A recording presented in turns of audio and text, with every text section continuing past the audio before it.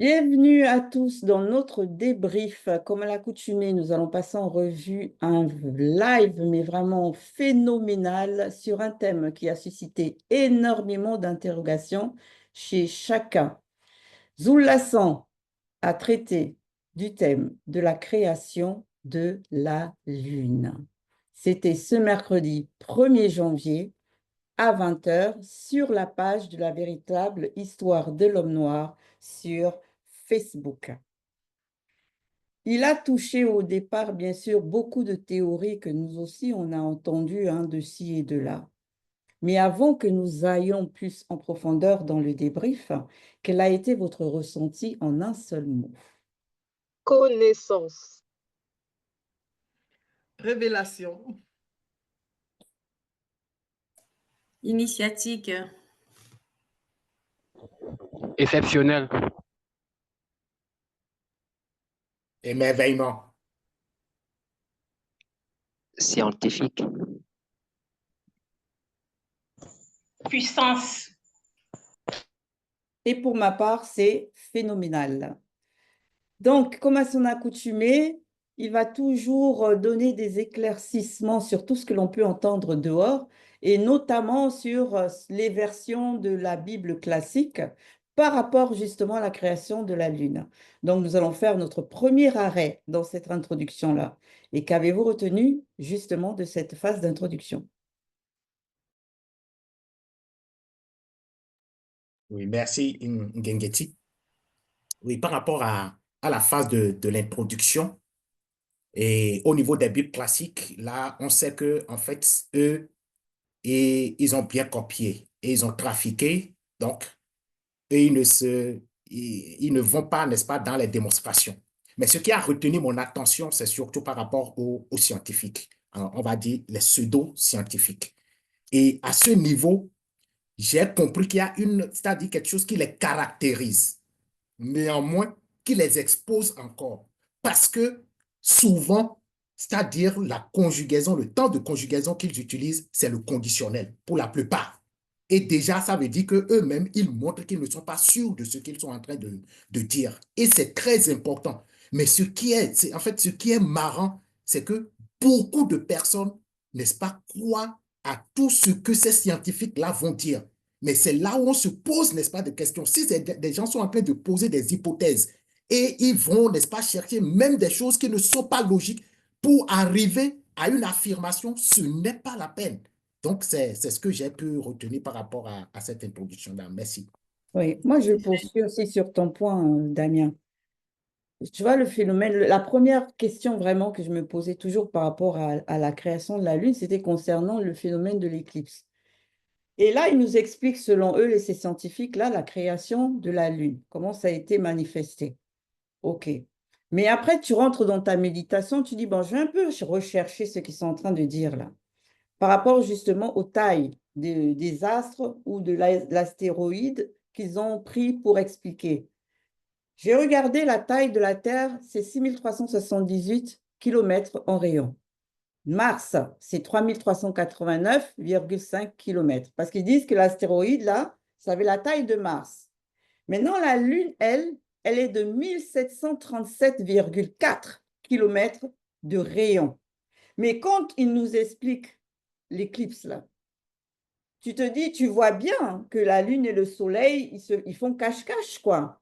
Et le Soleil, asseyez-vous, le Soleil, lui, il fait 694 000 kilomètres, même pas 696 340 kilomètres de rayon.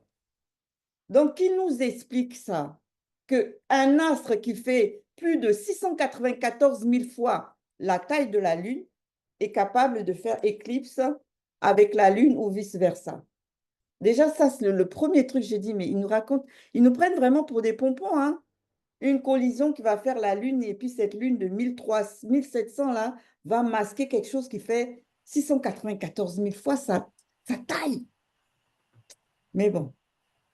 Effectivement, Ngengeti. Quand on écoute le raisonnement des scientifiques et par rapport, et aussi de la Bible, on peut croire que selon les scientifiques, la création a une origine et selon la Bible, la création a une autre origine.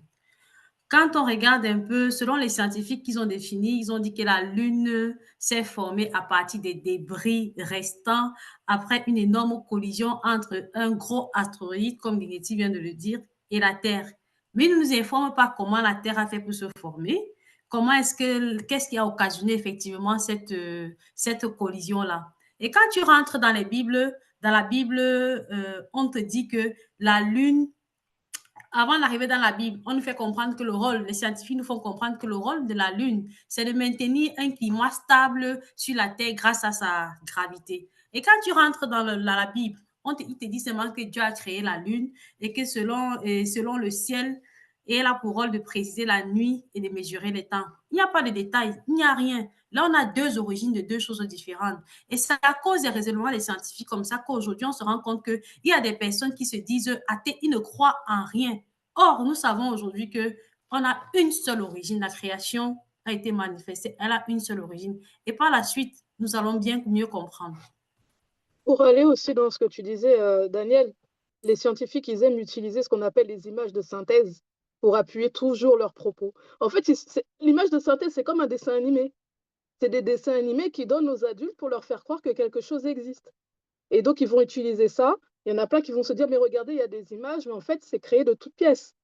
Donc, vraiment, ceux qui pensent que les scientifiques ont raison, c'est comme si vous étiez des enfants devant lesquels on avait mis un dessin animé. C'est quelqu'un qui est derrière, qui fabrique l'image. En rien, ce sont des images réelles d'une situation. Donc, les scientifiques vraiment sont de gros menteurs. Oui, effectivement. Et au fait, ces soi-disant scientifiques et les rédacteurs des Bibles actuelles classiques, oui, on sait que ce sont des frères. Ils n'ont aucune base spirituelle et ils sont tous dans la confusion. Maintenant, quand ils disent que la Lune est issue de la collision entre la planète Terre et un gros astéroïde là, donc ça veut dire que s'il n'y avait pas cette collision-là, il n'y aurait pas alors la Lune, alors qu'eux-mêmes, ils connaissent l'importance capitale même de la Lune. Maintenant, comme ils le disent aussi, il n'y a pas d'effet sans cause, qui viennent alors nous expliquer quelle est la cause de cette collision. Oui, à la suite d'Abike, moi, ce que je veux relever ici, c'est ce que Gengeti, tu as dit par rapport à la taille de la Lune. Et lorsqu'on lit le verset de Genèse, chapitre 1, des Bibles classiques, au verset 15, au verset 16 aussi, on constate que les esprits qui animent ces pseudo-scientifiques et les biblistes, ce sont les mêmes esprits, les esprits religieux, les esprits scientifiques. Parce que là, ils disent le plus petit luminaire parlant de la Lune. Et avec les détails de la mesure du rayon, on voit que ce sont les mêmes réalités.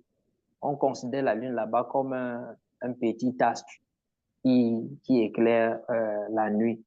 Et on voit que c'est avec ce genre de thèse erronée que certains vont soutenir des doctorats et autres, et plus tard, on va leur décerner des prix, on va leur donner des titres de professeur, de docteur. Pourtant, on voit que tout cela s'appuie sur ce qui n'est pas logique, sur ce qui n'est pas vrai, et on ne saurait prendre ce qui est probable ou alors ce qui est supposition comme une référence par rapport à la vérité.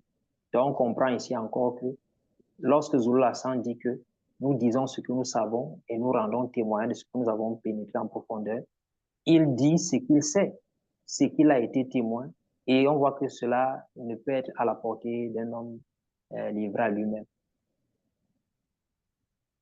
On se rend compte qu'en fait, les scientifiques de ce monde et les biblistes, franchement, ils sont de pair, hein. Parce qu'il n'y a pas un pour rattraper l'autre. C'est les mêmes. Quand tu vas dans les Bibles actuelles, ils disent que le soleil là et la lune sont contenus dans le ciel. Dans le ciel. Si tu restes là, tu dis que OK. Et ce sont eux qui disent toujours que le soleil là, il est combien de fois plus gros que la Terre? Tu t'assois, tu dis, bon, OK, où est la logique? Si on veut commencer à comprendre, ça devient super, super bizarre. Et comme si ça ne suffisait pas, c'est le soleil et la lune, ces luminaires-là qui sont censés éclairer la Terre. Ça veut dire que sans eux-là, ça veut dire que s'il n'y a pas de soleil, on est dans un noir absolu. S'il n'y a pas de lune, on est dans un noir absolu. Et ce qui n'a même pas de sens, c'est parce qu'on le vit. C'est quelque chose qu'on n'a pas besoin de te dire. On le vit en fait. Parce qu'on a la nuit et on a le jour et on constate qu'il y a, c'est tellement des hérésies, ces Bibles actuelles. Et les scientifiques font pareil. Merci. Pour ma part, ce que je dénote déjà au niveau de cette introduction, c'est de voir vraiment à quel point les démons religieux ont aussi bien travaillé dans la science que dans la religion. Et Zulu Lasson ici a une fois de plus exposé encore les hérésies des pseudo-scientifiques et des pseudo-religieux. Dans un premier cas, on a la science selon laquelle, c'est-à-dire, comme d'habitude, tout est fait selon un hasard, un peu comme leur soi-disant théorie du Big Bang, où il y a eu une explosion et la Terre s'est formée. En fait, on a droit ici au même récit, selon quoi il y a eu une collision entre un astéroïde de la Terre et vous, les débris ont formé la Lune. Ça n'a pas de sens. En fait, tout vient, selon la science, tout vient toujours du hasard. Et on comprend mieux pourquoi ils utilisent des expressions comme probablement. Donc, ils ne sont même pas certains. Ils supposent des suppositions qui deviennent des affirmations. Et dans la religion, on a un Dieu qui agit de lui-même. En fait, il est tellement limité qu'il doit tout faire de lui-même. Il doit créer la Lune lui-même, la Terre et tout, et tout. Et vraiment, ça laisse encore à désirer par rapport à la science et à la religion qu'on prend dans le monde. Oui. Moi, l'autre point aussi marquant que j'ai retenu dans l'intro, c'est quand il nous est précisé dans Psaume 136, 8, 9, que ils ont manifesté, du moins ce Dieu-là a créé la lune et le soleil pour gouverner, du moins la lune, on va s'arrêter sur la lune, pour gouverner la nuit. Ça, c'est clair, hein, c'est écrit noir sur blanc. Mais maintenant, nous qui vivons cette réalité du visible-là, à chacun d'entre nous, il nous est déjà arrivé un jour d'être en plein jour et de voir la lune. Donc là, le Dieu de la Bible, là, il explique ça comment? Parce que si la lune, il l'a créée, lui, c'est pour que ce soit uniquement la nuit, pour gouverner la nuit. Donc, quand nous, on voit la lune, et on la voit très bien par moment, hein, quand on la voit, il fait plein, on est en plein jour là. On doit dire quoi? On doit penser quoi de ça? Oui, effectivement, Ngengeti, et ça doit attirer vraiment l'attention de ceux-là qui s'appellent chrétiens. Donc, pour comprendre, et même toutes les autres religions, pour comprendre que, c'est-à-dire, ça, c'est du mensonge, il n'y a que ce Dieu-là est limité au temps et à l'espace. Et c'est par rapport à ça, je voudrais préciser encore quelque chose par rapport à ce que tu dis, Ngengeti, et Zulu Lassan l'a mentionné, Dieu constata. Mais cette phrase seule suffit pour que, en fait, ceux-là qui croient en ces, c'est-à-dire en ces choses-là, puissent ouvrir, n'est-ce pas, les yeux et comprendre que non, c'est une tromperie. On ne peut pas. Zulu Lassan a déjà démontré que c'est une créature. Donc, constata, donc, on constate réellement que c'est une créature.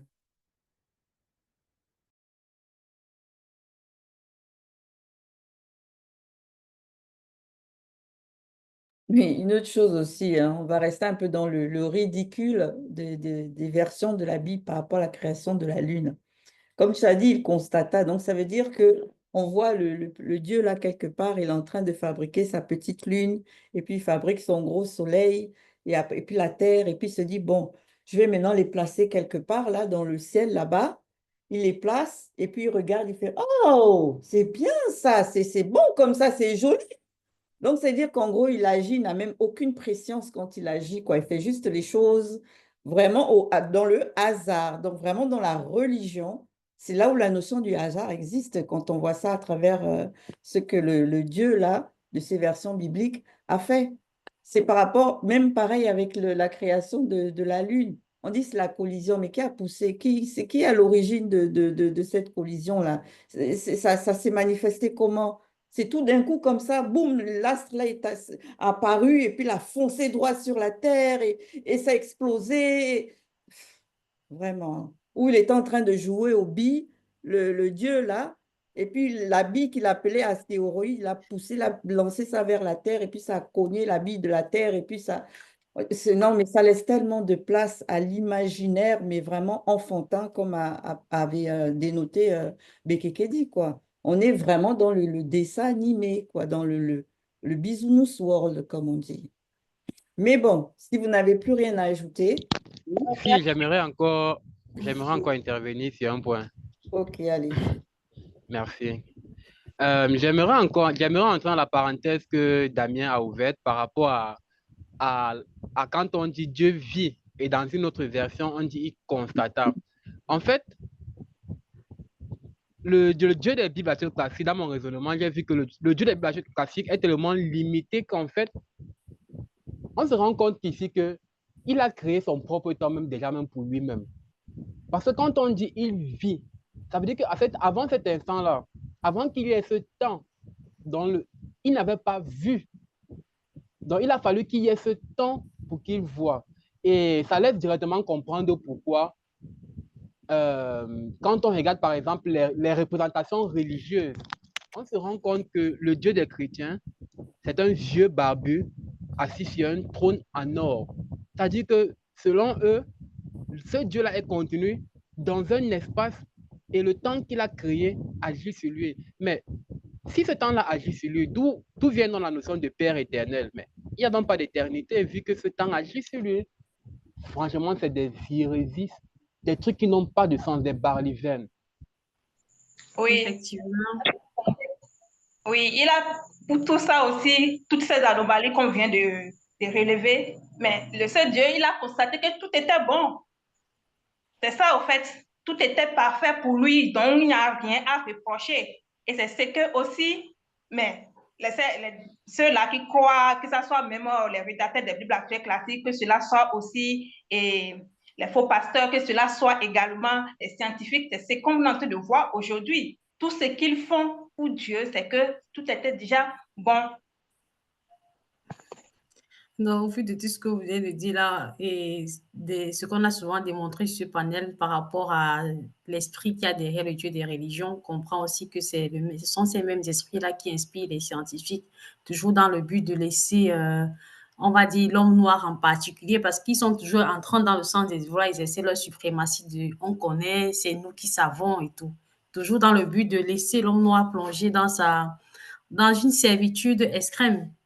Mais aujourd'hui, ils sont tous dévoilés par la manifestation du verbe de l'Oba. Alors, merci. Nous allons poursuivre dans le débrief. On va aller cette fois-ci sur la phase 1 que Zoulassan a intitulée « Le rôle des astres dans le visible ». Qu'avez-vous retenu de cette phase? Ouais, c'est vraiment Zola, franchement, il n'y a que Zola pour donner ce genre de révélation. Lorsqu'il a dit, par exemple, qu'il y ait des océans d'astres dans l'étendue du grand voile. Bon, moi, j'ai connaissance de c'est quoi océan d'eau, en fait. J'ai une connaissance de c'est quoi océan de sable, parce que le désert, on sait que c'est un océan de sable. Mais océan d'astres, et sachant la dimension et la définition d'un astre, en fait, c'est pas imaginable. En fait, j'arrive pas à me concevoir ça. Sachant qu'un astre, ça a la grosseur d'une planète. C'est-à-dire qu'un océan d'astres, c'est quelque chose d'inimaginable pour justement la nature de l'homme. Et c'est en cela encore qu'on dit, waouh, la vérité, elle est là. Et puis, il faut vraiment être disposé pour pouvoir essayer de comprendre une petite particule de ça. Je vous laisse continuer.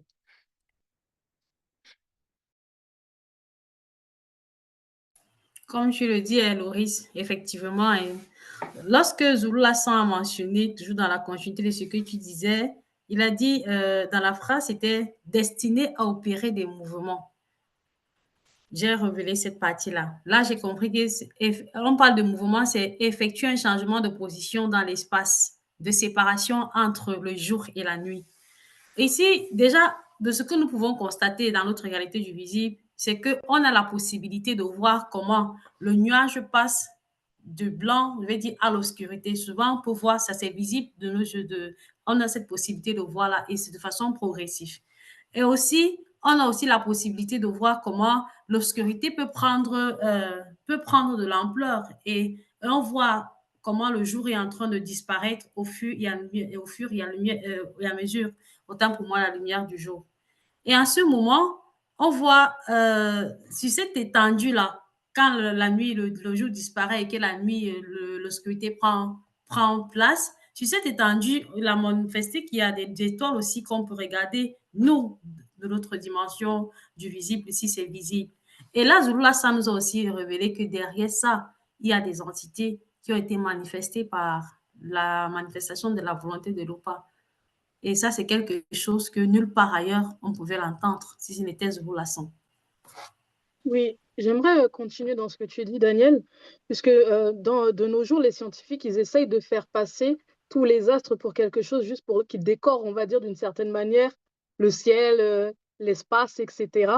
Mais ils essayent d'enlever ce côté spirituel qu'il y a derrière les astres. Souvent, quand on regarde leurs documentaires, etc., ils vont dire, par exemple, que les étoiles, ce sont des boules de gaz. Ils vont essayer de donner des dénominations scientifiques sans réellement savoir le pourquoi du comment. Là, avec ce que Zulula-san nous a révélé, on comprend que vraiment tout est spirituel. Derrière chaque chose, il y a un esprit. Et le fait d'être conscient que derrière le soleil, donc derrière Wei, derrière la lune, derrière Maudit, il y a des entités qui sont en charge de ces astres-là, ça amène déjà encore à une profonde réflexion lorsqu'on observe justement ces astres-là, à ne pas les amoindrir comme ils essaient de le faire à chaque fois concernant la manifestation de la création. Oui, Oui, moi aussi, Bekekedi. Ok. j'ai justement dénoté ce point-là, rien que par le titre qu'il a donné à cette phase 1. Si on remarque bien, il a placé des majuscules bien précis sur des mots précis. C'est-à-dire que astre, il a mis en majuscule et visible, il a mis aussi en majuscule. Donc, du coup, moi, tout de suite, je me suis dit, OK, donc ça veut dire déjà ici qu'il est en train de en fait, nous présenter deux dimensions, deux manières différentes de voir ces astres-là. Il y a le côté, bien sûr, qui est visible, c'est-à-dire avant la chute, parce qu'il y a un V majuscule, c'est-à-dire la création que nous, on voit, que nous, on aperçoit, quoi qu'on soit de la réalité de la chute aujourd'hui. Mais néanmoins, on voit quand même ça. Et il y a l'autre côté. Et c'est ce côté-là, justement, qui révèle de la face cachée des astres. Donc, la face où, là, maintenant, il nous révèle que derrière ce que nous, on voit, il y a des entités spirituelles qui sont là, qui agissent, qui ont été positionnés dans un but bien précis par une loi qui est bien définie selon la loi des Yala-Tété, et que chacune de ces entités-là, derrière bien sûr le côté que l'on ne voit pas, la face cachée des astres, a une mission. Et donc du coup, le fait de pouvoir pénétrer cet autre côté-là de ce que nous on voit de ces astres, il n'y a que seul un mandaté qui pouvait nous révéler ça. Parce que les scientifiques, ils n'ont pas accès, ils n'ont même pas la capacité de nous expliquer comment ces astres sont en mouvement. Qu'est-ce qui fait en sorte qu'elles soient en mouvement? Et ça, vraiment, c'était la première fois aussi que par la bouche de Zulula-san que je prenais conscience de ces deux dimensions, ces deux manières de voir les astres. Oui, je confirme, Ngengeti. Et par rapport à ça, j'ai retenu, n'est-ce pas, ce langage tellement spirituel, foyer sensible chargé de faire éclater la lumière intelligible. Oui, tout à l'heure, Bekekedi a parlé de ça. Donc, cette lumière, eux, ils vont prendre ça, en fait, rien que par rapport au visible. Mais au-delà de ça, Zulula-san, n'est-ce pas, va nous montrer que, en fait, c'est un langage. C'est un langage déjà pour celui qui est initié. C'est normal qu'ils ne peuvent pas pénétrer, comme tu l'as dit, Ngengeti, ils ne peuvent pas pénétrer cela, mais c'est ceux-là qui sont initiés et soumis à la vérité, au verbe de l'Oba, qui peuvent comprendre ce langage-là, qui est au-delà, n'est-ce pas, de ce qu'eux, ils vont dire, l'éclairage tout simplement. Oui, à ta suite, Damien. Dans cette phase, Zulula-san nous fait comprendre que la notion d'océan, d'abord, pour nous qui sommes dans le visible, dans le spirituel également, ça vient avant qu'on on puisse avoir cette connaissance-là dans le visible. Et lorsqu'il parle des océans d'astres, comme Loris l'a dit, lorsqu'on imagine nous seulement l'océan Atlantique, je prends l'océan Atlantique, on ne connaît pas ses limites. On voit cette vaste étendue d'eau dans laquelle se trouvent des créatures qu'on ne peut imaginer. Mais lui, il nous fait comprendre maintenant qu'il y a des océans d'astres. Et nous qui sommes dans le visible, lorsqu'on regarde, on lève les yeux, on regarde vers le ciel, on voit juste une petite partie je peux dire, de cet océan-là, parce qu'il en a parlé, qu'il y a des multitudes. Et c'est très intriguant, ça nous fait comprendre que ces astres-là ne sont pas suspendus comme certains le pensent. Derrière ces astres-là, il y a des entités également responsables de ces astres-là. On voit ici qu'il n'y a pas le désordre. Ce n'est pas l'imprévisible, ce n'est pas comment je peux dire, les suppositions. On voit que tout est ordonné, puisqu'il nous a fait comprendre que lorsqu'on voulait manifester ces astres-là même, les entités, chacune se sont mis à leur poste. Donc, c'est vraiment au-delà de ce qu'on peut, on peut imaginer, au-delà de ce que ces astrologues, si je peux dire, ceux qui étudient les astres là peuvent imaginer. C'est vraiment fantastique. Oui, effectivement. Moi, je dirais que ces astres-là, c'est que jouent un rôle hyper important et même capital, même dans la réalité du visible. Entre les êtres dépendent de leur rôle, de leur fonction. Et on sait que toutes les lois du verbe de l'Oba sont très, très importantes. Donc, ici, c'est quand même du lourd, hein? Ce que Zulu Hassan nous a révélé ici. Non seulement le mouvement par rapport au jour et la nuit, il y a aussi, ils servent des signes et aussi même la mutation ontologique. Donc, on voit que, mais c'est beaucoup de choses. Nous dépendons vraiment de ces lois-là et c'est très important. Quel jour on peut, mais déjà même le fait de parler de jour déjà, ou bien même de nuit, nous sommes entrés dans leur rôle. Donc, on ne peut vraiment pas s'en passer. C'est très, très important, c'est que jouent vraiment ces actes-là. Pour ma part, dans cette première phase, ce que je remarque et que j'apprécie beaucoup, c'est la cohérence avec la spiritualité. Parce que quand on regarde dans les Bibles actuelles classiques, on a l'impression que la création de la terre est faite d'une façon, la création de la lune est faite d'une façon, et pareil pour le soleil et les étoiles. Or, ici, avec les rouleaux spirituels, et là on parle du livre mystérieux, on parle de la notion d'océan d'astres. Et honnêtement, à part Zulu Hassan, on n'avait entendu ça nulle part ailleurs. Déjà aussi pour moi.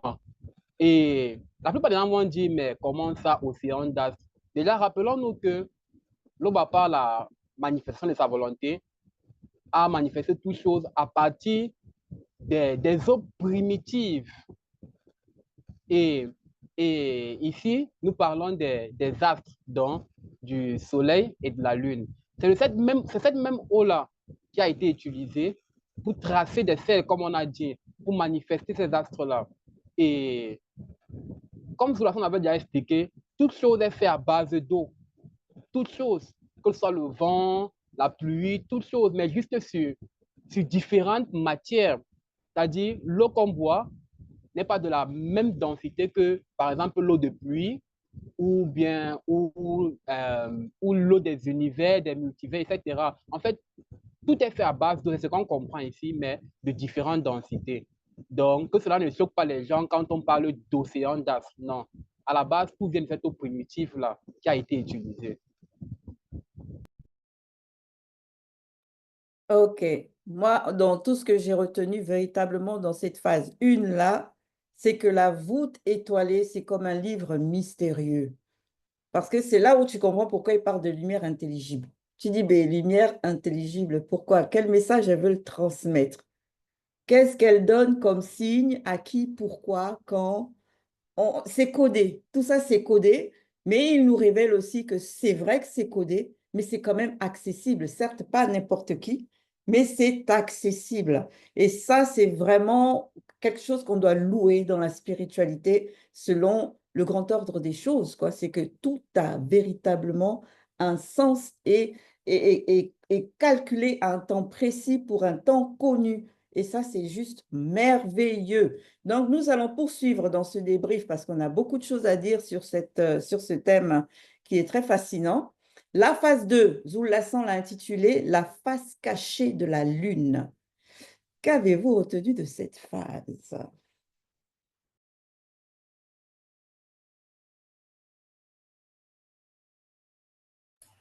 Merci, Ngengeti. Donc, là, nous savons précédemment qu'il existe plusieurs astres dont le but était de faire éclater la lumière intelligible sur la Terre. Et parmi ces astres, on en a vu deux principales, comme Zulasan nous a mentionné. On a parlé du Soleil et on a parlé de la Lune. Ici, on sait que nos patriarches initiés, et certains non initiés aussi, puisqu'on sait qu'ils ont copié cela, ils avaient cette possibilité de regarder, ils avaient cette possibilité-là de comprendre le fonctionnement de cet astre-là, en particulier même de le Soleil et même de la Lune. Parce que c'était en fonction de ça qu'ils pouvaient faire des semences, faire des récoltes, ils pouvaient même se déplacer, ils pouvaient fixer des événements. C'est parce qu'ils étaient connectés à ces éléments-là. Et on a déjà vu précédemment dans les enseignements que les entités ont la même ADN que nous, nous avons les mêmes ADN, nous avons la même ADN que les entités du grand ordre des choses. Donc, il y avait une certaine connexion par rapport à ça, qu'aujourd'hui, on ne trouve plus à cause non seulement de la désobéissance, comme on sait bien, il y a aussi beaucoup de la dégradation. Parce qu'aujourd'hui, on va prôner ce qu'on appelle l'avancée technologie avec les téléphones, les montres, en disant que maintenant, ça, c'est l'ère de la technologie. Mais non, on a perdu plein de choses parce que à travers la nature, on recevait des enseignements, mais cette connaissance-là, on a perdu. Et la preuve encore, c'est qu'il y a certaines personnes qui ont encore quand même des traces qui vont te dire quand la position du soleil il est comme ça, il est midi, il ne faut pas faire ceci, il ne faut pas faire cela. Donc, la véritable connaissance se trouve dans ce que Zul Lassan nous apporte. Et c'est même ce sur quoi nous devons retourner même. Oui. Oui.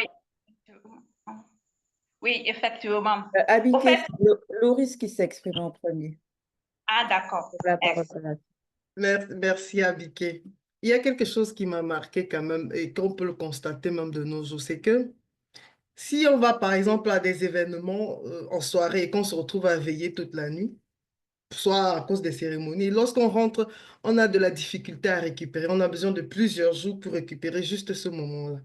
Or, même quand tu dors, je ne sais pas, le même nombre de temps en journée, ça, tu ne te restaures pas comme dans la nuit. C'est en cela qu'on comprend encore l'importance que le corps soit endormi la nuit. Et on constate que même ceux qui travaillent de nuit, sur une longue période, ils ont des problèmes hormonaux, c'est-à-dire qu'il y a une modification au niveau de leurs hormones. Ils ont des difficultés pour beaucoup de choses. Et là, j'ai compris vraiment au travers de ce live que, waouh, lorsque la loi est là, il faut la respecter. Que la lune, c'est-à-dire que comme c'est une horloge cosmique, elle est là, c'est quand tu dors que tu grandis, que tes cellules se restaurent. Et c'est dans la nuit, c'est important et c'est impératif de le faire dans la nuit. Et moi, franchement, Zula, il m'a ouvert les yeux et j'ai encore péné. C'est-à-dire que, franchement, merci à toi, Zula, pour cette révélation. Moi, j'ai été, waouh, submergée, en fait. De manière positive, bien sûr. Merci. Oui, j'ai continué dans ta lancée, Loris, parlant de horloge cosmique. Donc, c'est de là on comprend que, au fait, là, tout est réglé tout est déjà fixé dans la Lune.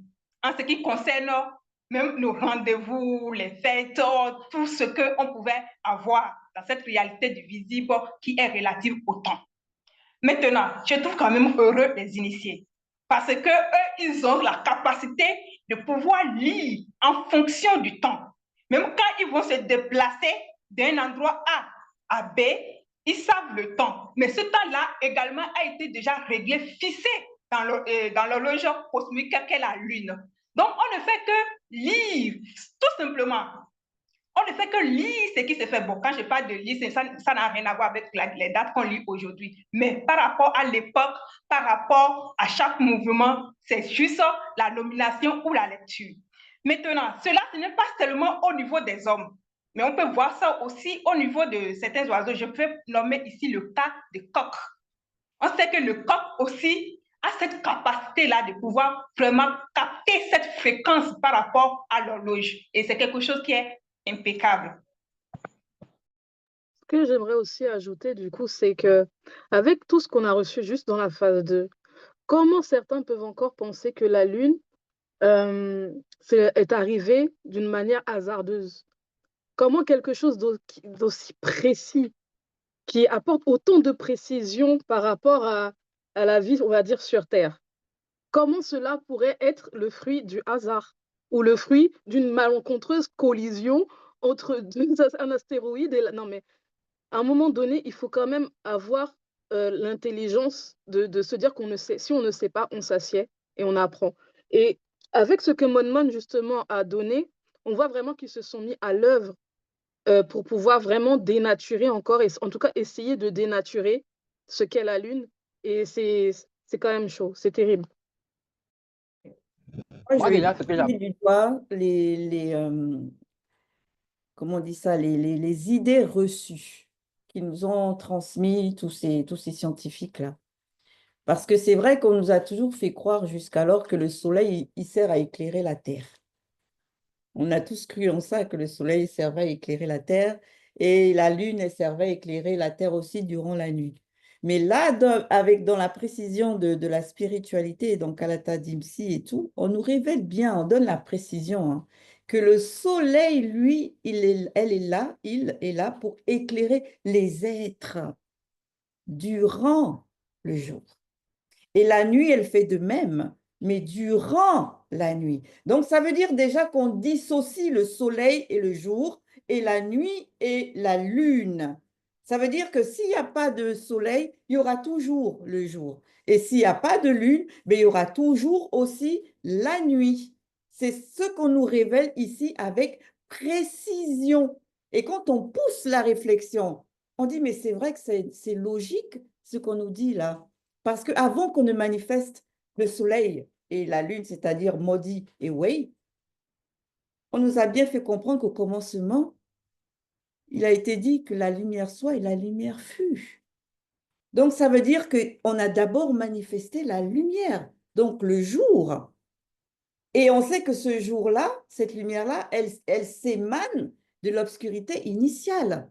Donc, la nuit aussi était déjà là, avant qu'on ne passe à la création de la dite lune et du dit soleil. Donc, ça veut dire que quand on a manifesté aussi la Terre, il y avait déjà ces deux éléments-là présents dans la manifestation de la Terre. Donc, qu'ils arrêtent un peu de nous faire croire à des bêtises. Et c'est comme ça qu'on va entendre certains qui vont dire, oh non, s'il n'y a pas le soleil dans les profondeurs des océans, c'est qu'il n'y a pas de vie. Parce que pour eux, la vie, là, c'est le soleil. Vous voyez, ça véhicule tellement, tellement d'hérésie par la suite. Mais vraiment, gloire à l'Oba qu'on ait quelqu'un de mandaté comme Zulula qui nous permet de percevoir, on va dire ça comment, de pénétrer la connaissance dans ses profondeurs, quoi, et de voir réellement ce qui est quoi dans ce qui nous entoure.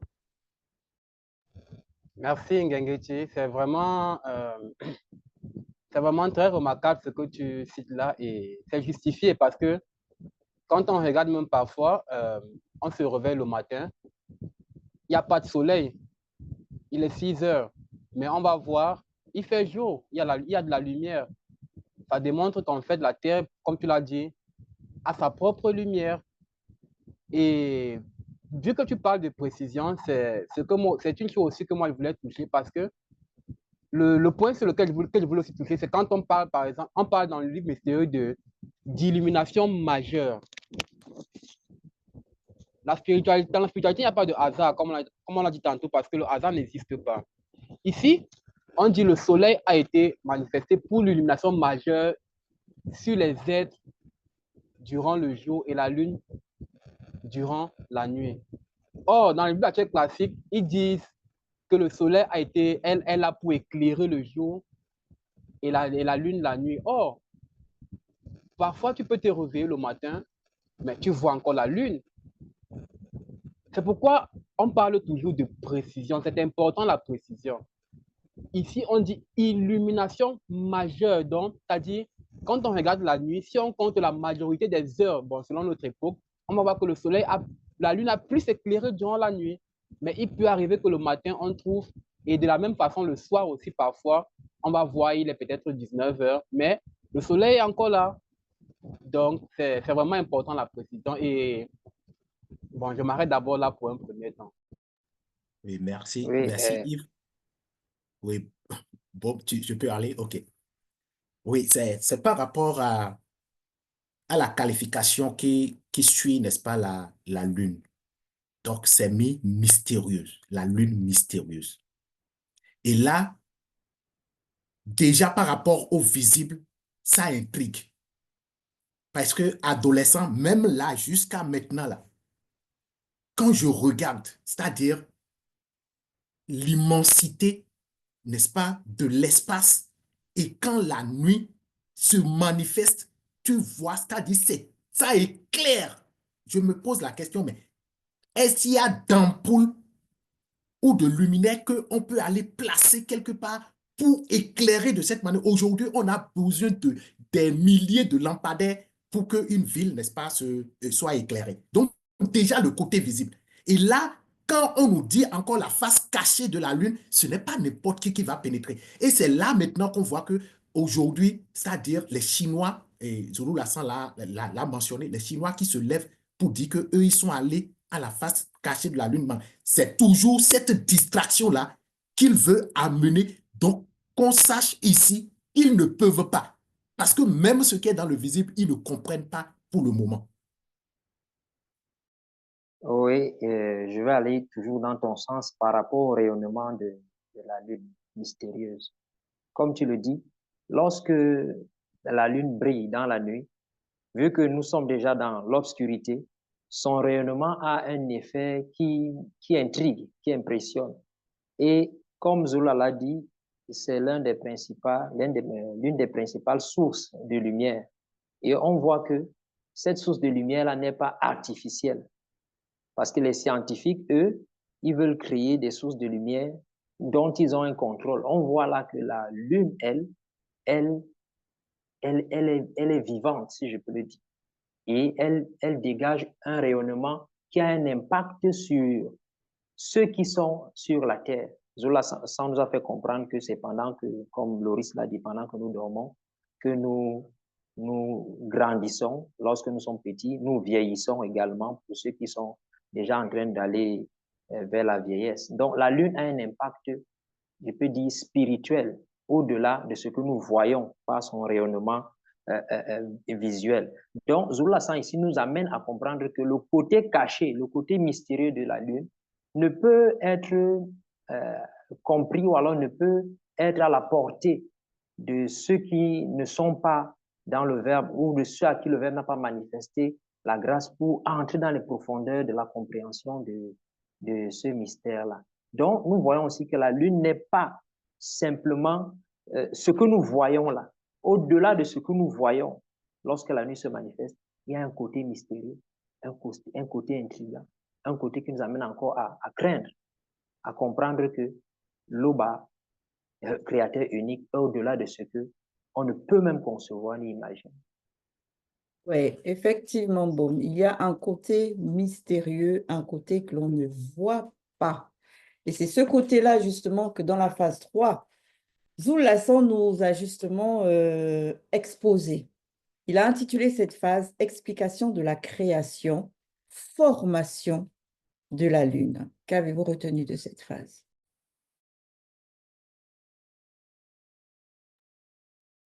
Oui. Alors, Zulu Lassan, merci, Abike. Zulu Lassan, dans cette phase-là, nous dit clairement en fait de quoi est constituée la Lune, hein, comment en tout cas elle a été manifestée par la manifestation de la grâce du Verbe de l'Oba. Et c'est le fondement de la Lune, donc c'est à partir de l'eau primitive. Donc tu as déjà un peu touché ça tout à l'heure, Yves. Et on comprend en fait juste avec ça que la Lune, la Terre et tous les autres astres en fait sont manifestés à partir de la même substance. Et donc on voit qu'il y a, avec cette substance-là, on voit encore qu'il y a diversité, une grande, grande diversité d'astres qui, en fait, ils ne se ressemblent pas, malgré le fait qu'ils soient constitués de cette eau primitive. Et donc là, on s'interroge vraiment de c'est quoi l'eau primitive pour que ça puisse manifester autant de diversification. C'est lourd. Oui, merci Ngegeti, je continue. Au fait, Jules Hassan nous a donné la révélation, comme tu viens de dire, c'est par rapport à l'eau primitive. Mais ici, on dit les désastres informes. C'est sur ça que le secte a été manifesté. Et ça, c'est très important. Maintenant, une fois pour toutes, nous, on n'a pas besoin des célonautes ou bien les astronautes pour savoir ici la forme idéale de la Lune. C'est un cercle rond, bien arrondi. Non, on s'en tape de tout ce qu'eux vont dire après. Ici, c'est la vérité. Et c'est ce que nous, on garde. Merci, Biki. Rectification, hein. Tu as dit Gengeti, c'est Beke qui dit, qui a parlé. C'est pas Gengeti. Ok. Je vais rebondir sur le point qu'a soulevé justement Bekekedi par rapport à l'eau primitive, par rapport à sa nature, qu'est-ce qu'elle est. Moi, je me suis dit tout de suite que c'est une facette du Mundi, parce qu'il n'y a que dans le Mundi qui peut avoir cette diversité, cette multitude, ce côté indénombrable de vies différentes, diverses et variées. C'est en cela que on conçoit de ce fait-là que ce soit la Lune, que ce soit la Terre, que ce soit le Soleil ou tous les autres astres qui ont pu être manifestés, ça ne veut pas dire les autres planètes, Mars, Jupiter, hein, attention. Donc, quand on parle de ces trois astres-là, on arrive facilement du coup à concevoir que ces astres-là, ils ont effectivement aussi trois corps différents parce que ça a été manifesté par le Mundi à base du Mundi. C'est comme l'homme. L'homme a été manifesté, du moins l'homme initial, le premier, Kemoto, a été manifesté par le Mundi aussi, et il a un corps physique, un corps astral et un corps spirituel. Donc, tout ce qui émane et manifesté par le Mundi, la Terre a son corps physique, la Lune a son corps physique, le Soleil corps physique, pareil pour le côté astral et pareil pour le côté spirituel. Et là, on comprend que la Terre, la Lune, le Soleil, ce sont des astres qui sont vivants. Ils vivent, ils ont la vie en eux-mêmes. Donc, dire que la Lune, c'est juste un rocher, et comme j'ai lu là par rapport à sa composition, mais que des termes scientifiques, mais nulle part ils vont vous dire que c'est fait à base d'eau. Ils vont citer plein de noms, tout plein de termes scientifiques, mais dire qu'il y a de l'eau dedans, le H2O là que l'on connaît là, il n'y a rien, hein. Ils vont même te citer qu'il y a du verre dans la composition du sol lunaire, mais en aucun cas de l'eau. Comme quoi vraiment, ils passent à côté, mais vraiment à côté de ce qu'est réellement ces astres-là qu'ils prétendent connaître. Ils ne connaissent rien du tout en vérité. Ouais. Normal, hein, Guigui. Ils ne connaissent rien parce qu'ils ne savent rien. Ils n'ont pas la connaissance interdite. Donc, il a été bien précisé que pendant la formation de la Lune, il y a eu plusieurs couches. Et maintenant, lorsque nous regardons la Lune, je prendrai ce que j'observe, on a l'impression, ce que je vois une boule lumineuse. On dirait quelque chose de solide. Et on doit noter qu'on parvient à le voir parce que, selon ma compréhension, nous sommes à l'extérieur. C'est pour ça que tu parviens à voir cette boule-là de façon solide. Maintenant, si on se rapproche de cette boule-là lumineuse-là, on sait que c'est de la lumière. Non seulement elle dégage de la chaleur, parce que l'exemple qu'on a déjà dans nos propres maisons, on voit qu'avec des ampoules, bien avec des réglettes, si on se rapproche, elle chauffe. Et maintenant, si on veut se rapprocher de cette boule lumineuse, on va voir que c'est de la lumière qui va s'étendre. On va plus apercevoir du solide ou bien quelque chose qui est tout petit. Parce que là encore, on ne nous donne pas la dimension exacte de la Lune. Et maintenant, ces personnes-là qui disent qu'ils ont marché sur la Lune, là, ils peuvent nous dire c'était quoi là? Est-ce que c'était solide? Est-ce que c'était comment? Ce sur quoi vous avez marché là, c'était comment? C'était quelle matière que vous avez utilisée? Et même quand avant d'arriver dans la Lune, là, parce qu'on sait que c'est positionné dans les nuages selon notre visuel aujourd'hui. Et est-ce que les nuages là, est-ce que quand on regarde les nuages, quelqu'un peut se placer debout sur les nuages? Parce que c'était le cas, c'est qu'on voit des avions atterrir sur les nuages, dans les nuages. Et pourtant, quand on est à la haute altitude, Tu vois le nuage, mais tu ne peux pas le toucher, le nuage. Même quand tu es dans l'avion, tu ne le touches pas. Mais tu sais que c'est le nuage. Il n'y a que la température qui est vraiment totalement différente de celle de la terre physique dans laquelle on peut vivre. Donc, on comprend encore que toutes ces personnes-là qui viennent nous raconter ces choses-là, que oui, il faut nous apporter des précisions. Daniel, ton temps de parole. Ouais, désolé, je vais continuer. Moi, il y a aussi un point, en plus de ce que vous avez dit là, moi, c'est la forme, en fait, des gondés. C'est-à-dire, lorsque Zoulassa nous a parlé de la création de la Terre, on parlait aussi de plusieurs siècles, donc plusieurs gondés. Et moi, c'est-à-dire que ça revient à dire, le verbe a son empreinte justement dans la formation et il utilise le plus souvent de siècles. Moi, ça a attiré mon attention dans la mesure où, en fait, c'est une ligne, c'est-à-dire que c'est précis, c'est correct, c'est comme ça que ça se passe. Et ce n'est pas seulement de cette réalité, ça va bien au-delà de ça, la notion de gondé, de siècle. Et moi, franchement, ça m'a marqué. Merci. Oui, merci Loris. Et c'est par rapport, je voudrais revenir par rapport à la matrice et toujours le Magamba, l'eau primitive. Et là, on sait que c'est pour ceux-là qui ne sont pas dans la vérité, c'est une forme d'obscurité. Et j'ai compris pourquoi aussi, c'est-à-dire ceux-là qui vont s'appeler, c'est-à-dire les pseudo-scientifiques, ils ne pourront jamais pénétrer, c'est-à-dire ce qui s'est passé par rapport à la formation. Et là où en fait, ça fait réfléchir, on sait que la Terre a été créée, n'est-ce pas, avec cette eau primitive. Donc, ça veut dire que c'est la même source, c'est le même ADN. Maintenant, eux, ils vont dire que, en fait, ils entrent en collision. On sait ce que veut dire collision, mais eux, ils sont dans l'harmonie. Mais c'est normal que ceux-là qui ne sont pas de la vérité disent que ceux qui sont dans l'harmonie entrent dans la collision et on voit l'esprit, c'est-à-dire qui est derrière. C'est terrible. On va penser que c'est des choses simples, mais c'est terrible. Oui, Damien. Ce qui, moi, m'a impressionné, c'est cette description-là que Zola a donnée, parlant des siècles séparés, de différentes tailles séparées les uns des autres par des étendues. Et lorsque je suis allé regarder un peu sur Google et je me suis remémoré un peu quand on était encore au lycée primaire, on nous faisait dessiner la Terre, l'aspect physique de la Terre, puisqu'on parle pas de l'aspect spirituel. Là, on ne voit pas le noyau interne et autres. On voit ces cercles-là, ces différents cercles-là qui sont distincts les uns des autres. Et ça m'a amené à comprendre que dans Bible ou dans Kalatan Jimsi, c'est la précision. Cette description qu'il donne là, lorsqu'on regarde un peu ce que ces pseudo-scientifiques présentent, on voit cette vérité-là qui se reflète là-bas. Donc, ce n'est pas comme dans les Bibles classiques où on voit qu'on ne donne pas de détails, on ne donne pas de précision. On voit que lorsque la parole de vérité déclare des choses, ces choses-là sont vérifiables par la science. Il n'y a pas de dissociation, comme vous nous fait comprendre, qu'entre la science et, entre guillemets, la religion. Ça, c'est pour eux là-bas. Mais avec eux, ce que Zoula nous apporte, on comprend que cette haute science dans laquelle nous amène là, elle émane du spirituel, elle émane de la vérité.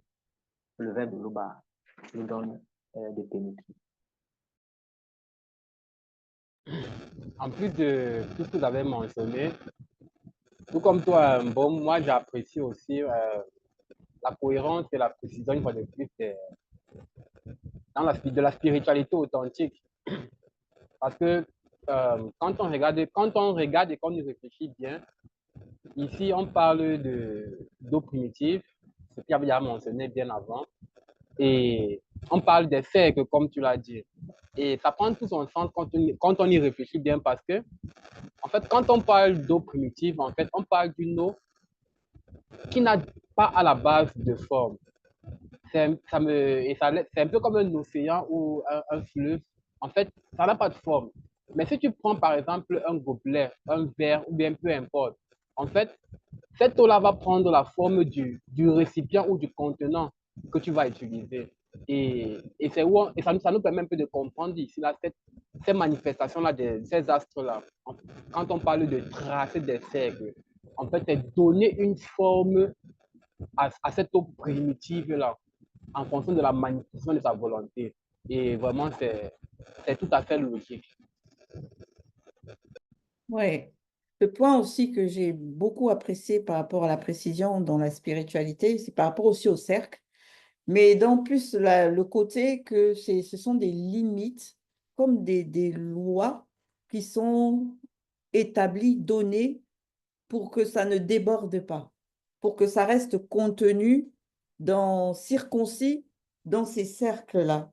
Et c'est juste vraiment remarquable de voir à quel point tout a été réellement pensé dans les détails, même les plus petits microcosmes et tout a été pensé par le verbe, quoi. C'est impressionnant de voir à quel point on voit dans le plus petit, du petit, du petit, du petit. Et ça, les limites, là, certes, on ne les voit pas, ces cercles-là, ce n'est pas visible à l'œil nu. Mais comme il a pris l'exemple avec les océans, combien d'entre nous se sont souvent interrogés en disant, mais c'est vrai que pourquoi l'eau, ça ne déborde pas?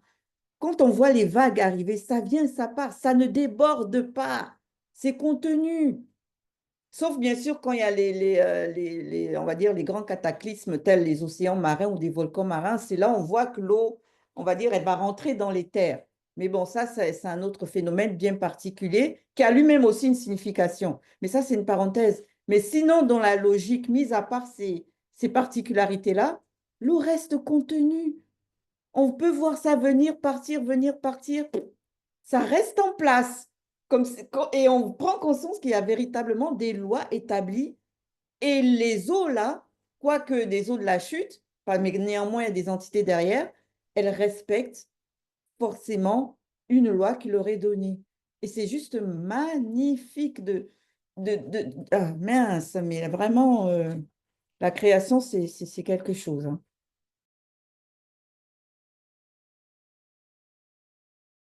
Donc, si personne n'a plus rien à ajouter sur cette phase 3, nous allons poursuivre sur la phase 4, que là, cette fois-ci, Zulasan a intitulé Mundima Bambe Modi, justement l'entité qui se tient derrière la Lune, le côté non visible. Qu'avez-vous retenu de cette phase?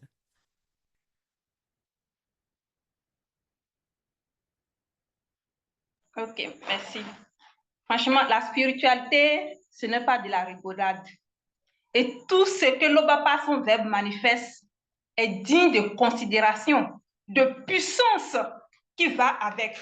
Donc, ce n'est pas des hommes dépourvus de spiritualité qui vont venir en parler. Donc, ici, ils sont éliminés complètement les pseudo-scientifiques. Donc, à cette époque, dans cette réalité du visible, seul Zulasan peut nous révéler toutes ces choses. Parce qu'on voit ici que derrière la Lune, il y a une entité. Mais cette entité n'est pas votre camarade, hein? Il n'est pas votre ami non plus. Donc ici, regardez la puissance même qui émane de cette entité. C'est déjà impressionnant. Et c'est quelque chose qu'il faut noter. Et à côté encore, il y avait d'autres entités. Donc ici, on est dans la spiritualité. Et quand on parle de la spiritualité, franchement, comme je viens de le dire, ce n'est pas de la rigolade. Oui, c'est vrai que moi aussi, je me suis arrêtée sur l'aspect de la description qu'on a donnée sur Mundima Bambe Modi. Et on se rend compte que le visuel de ces astres-là, en fait, correspond parfaitement au descriptif des entités qui ont leur charge. L'entité Mundima Bambe Modi, pour moi, je l'ai perçu comme mystérieux, intriguant. T'as ce côté un peu, ça te fait un peu peur, mais dans le sens où tu te poses des questions parce que tu connais pas. C'est vraiment l'inconnu. Et c'est vrai que quand on regarde la Lune, on a aussi, bon, moi personnellement, j'ai cette même sensation-là, que mais en fait, c'est quoi? C'est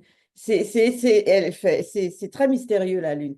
Et le Soleil, pareil, pour l'entité qui est en charge du Soleil. La puissance, tu vois, juste même la même crainte là, mais des craintes différentes, mais tout aussi fortes et aussi puissantes, quoi. Mais c'est vraiment remarquable. Mais le point le plus aussi intriguant, c'est quand Zulasan révèle qu'il y a des portes sur la Lune. Et là, tu t'interroges, tu dis des portes. Mais jusqu'alors, si on nous a révélé c'est quoi les portes, la porte, ça dénote une fréquence.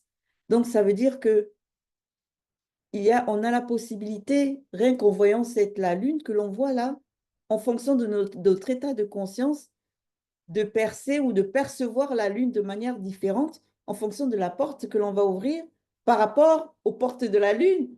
Donc, c'était vraiment une phase où je me suis beaucoup questionnée et en même temps, j'avoue que j'ai apprécié. Ouais, je vais continuer. Il est quand même important de préciser, hein, c'est vrai que Yeti l'a soulevé avec Abiki, que l'entité Mudima Bambemodi n'est pas la lune mystérieuse. Ça, franchement, elle est en charge. C'est-à-dire qu'il ne faudrait pas qu'on mélange, qu'on pense que c'est identique, voilà, on mélange, ça fait... Non, non, non. Non. Et par la suite, justement, lorsque tu as fait mention des portes, le fait que Zola, il a expliqué ça. Et ensuite, lorsqu'il décrit justement cette formation-là, on a touché ça à la phase 2 et la phase 3, c'est entrer plus en profondeur dans les détails, les coûts. C'est-à-dire que justement, ces étendues-là représentaient, comme Baume l'a expliqué par rapport à la Terre, ça c'est l'enseignement que nous on reçoit par rapport à la Lune, parce que moi, à l'école, je n'ai pas reçu de ça, de la Lune. Eux, ils ont une image, c'est-à-dire que pour eux, comme Bekekedi l'a dit, c'est une sorte de boule gazeuse qui navigue dans l'air, on ne connaît pas sa constitution. Mais dans cette phase, Zula nous a étayé ça, point par point, nous donnant des couches et en les noms Douala. Franchement, c'était un régal. Là, maintenant, je suis bien, c'est-à-dire que bien assise par rapport à cette connaissance-là. Et je ne peux que dire merci à Zula. Et j'invite tout le monde, franchement, à se plonger justement dans ces récits, à se procurer aussi Kalatambale pour justement avoir cette connaissance-là. Parce que ce n'est que dans Kalata Jimsi qu'on peut avoir ce genre de révélation. Merci. Effectivement, Laurie, ces jours-là, ça nous a vraiment édifié par rapport à cela et selon la vérité. Donc, comme il a dit, comme ça a été mentionné, que la Lune a été formée de plusieurs couches, il a dit que chaque couche représentait un noyau. Donc, en plus, en plus que dans la Lune, il y a un océan de feu. On a aussi retrouvé la même description comme vous l'aviez mentionné précédemment dans la Terre et dans le Soleil. Et là, on comprend aussi que ce que les scientifiques, ils appellent souvent soit le volcan, soit le magma, soit la collision. Ils ont souvent une explication qui donne à ça que c'est à cause de la collision des plaques tectoniques. Et quand on regarde là, je prendrai l'exemple au niveau de la Terre, vu qu'on a dit que c'est conçu des différentes couches. Et là, quand dans leur explication, ils disent souvent que c'est au niveau de la collision qu'on peut voir peut-être soit le magma, soit le volcan. Bref, ils ont beaucoup d'explications qui donnent à ça concernant les catastrophes naturelles.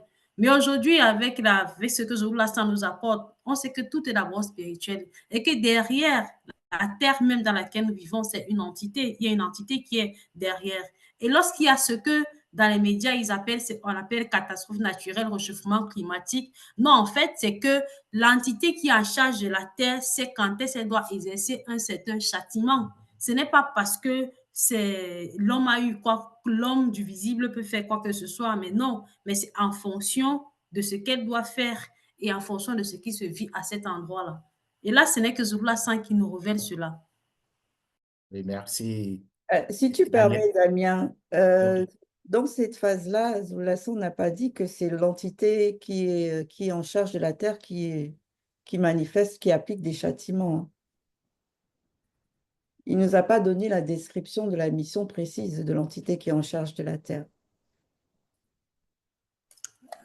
Et effectivement, c'est vrai, c'est dans ma méditation que je me suis dit. Oui. Il faut préciser, parce que là, on peut croire que c'est Zoulassou qui a dit ça, alors que non, c'est ta propre méditation à toi qui t'a poussé à cette réflexion.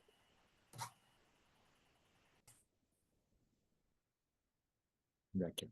OK, donc parlant des couches, comme tu le disais, et Daniel, donc c'est effectivement les couches qui constituent, n'est-ce pas, les corps dont Zulu Lassan a parlé, et en même temps, ces corps, c'est-à-dire ces différentes couches qui sont des corps, constituent en même temps des portes. Et là, c'est-à-dire quand on va entendre couche, corps, on est en train déjà de penser au physique, au visible. Mais avant, on nous a déjà présenté l'entité qui est derrière, n'est-ce pas, et la lune mystérieuse. Ça veut dire que encore même, lorsqu'on parle de porte, il y a, c'est-à-dire au-delà du visible, donc il y a déjà, n'est-ce pas, des portes, on va dire, pour l'initiation de ceux qui sont connus en réalité. Et celui qui va ouvrir cette porte, on le sait, en fait, c'est d'abord, c'est-à-dire l'entité qui est en charge, n'est-ce pas, de la Lune. Et si quelqu'un n'est pas dans la vérité, certes, les gens vont parler de noyau, de la Lune, ainsi de suite, mais en réalité, tel que Zulu Lassane l'a expliqué, même est allé pour nous donner, n'est-ce pas, les mots dans la langue originelle, parce qu'il a précisé, il faut comprendre les choses dans la langue originelle. Donc, ils ne peuvent pas entrer dans cette profondeur. Et lorsqu'on voit, n'est-ce pas, ces mots-là, on sent que, en fait, c'est vivant, comme et vous l'avez dit tout à l'heure. Merci. Oui, à ta suite, Damien. Cette phase nous donne de comprendre que, généralement, on a souvent eu peur lorsqu'on voyait la description du soleil dans la télévision, dans les documentaires scientifiques. On voyait comment le jet du soleil fait... Ça effrayait. Mais ici, on fait aussi comprendre que la Lune, tout comme le soleil, a un magma de feu. Donc, ça veut dire que la Lune également est mystérieuse et je peux dire dangereuse comme le soleil. Et on nous a révélé que derrière elle, il y a une entité effroyable. Comment ne pas, je peux dire, si on peut me permettre le mot, envier un peu les initiés. Parce que quand ils avaient ce type de connaissances-là, ils n'avaient pas peur.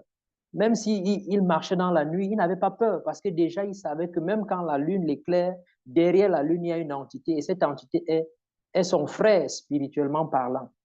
Donc, ici, ça nous amène encore à entrer un autre état de conscience pour ne pas avoir peur, pour ne pas craindre certaines choses, comprendre que cette spiritualité-là, la véritable dans laquelle Zulu Lassane nous amène, c'est de comprendre que les éléments de la nature créés par la manifestation de la volonté de l'Oba, tels que la lune, c'est notre héritage, si je peux le dire. Et derrière cet héritage-là, il y a nos frères spirituels qui sont là pour nous amener à comprendre qu'il y a des portes. Il y a des portes pour ceux, comme tu l'as dit, Damien, qui sont initiés, qui veulent percer et comprendre certaines choses, parce qu'il nous a fait comprendre que la Lune est cette horloge cosmique qui garde et retient ce qui s'est passé, ce qui se passe. Et maintenant, il nous fait comprendre que pour accéder à ces portes-là et comprendre réellement ce qui s'est passé dans le passé, ce n'est que par la manifestation de la grâce du Verbe accordée à certaines personnes, à certaines individus. Ce n'est pas à tout le monde. Donc vraiment, merci à Zulula et gloire à Allah pour ces révélations. Merci Michel. Moi, j'aimerais encore revenir sur l'entité en charge de la lune mystérieuse, Mundima Bambe Modi. Non point revenir sur sa formidable description, mais sur sa fonction. En fait, on nous précise ici, dans le livre mystérieux Kalatandinsi, que c'est cette entité-là qui est en charge de la Lune. Donc, tu as dit qu'il exerce une fonction, une autorité sur cet astre lumineux, conscient et vivant. Or, quand on regarde par exemple dans la science, on a l'impression que, en fait, le soleil, tout comme la lune, agissent d'eux-mêmes. Ils sont leurs propres maîtres. Là-bas, ils vont dire, par exemple, le soleil se lève à l'est et se couche à l'ouest, si je ne me trompe pas. Mais, supposons un instant que c'est fondé, mais qui donne cet ordre-là à ce soleil de se coucher ou de se lever, y compris la lune? Bon, déjà, on sait que c'est des hérésies. Et parce qu'ici, on comprend en fait que derrière ces astres-là, il y a des forces au-delà d'elles-mêmes qui exercent une autorité sur elles, afin qu'elles puissent se mouvoir en fonction des temps, comme cela a été prescrit. Donc, il n'y a pas de hasard, encore une fois de plus, dans la spiritualité, parce que le hasard n'existe pas. Ce que j'aimerais ajouter à tout ce que vous avez déjà dit, c'est qu'on comprend avec cette phase, d'autant plus cette fascination qu'ont les scientifiques en fait par rapport à la Lune. La Lune, si ce n'est pas Zulu Lasson qui pouvait nous révéler cela à travers ce live-là, les mystères qui entourent les astres en général, mais la Lune particulièrement, c'est tellement profond que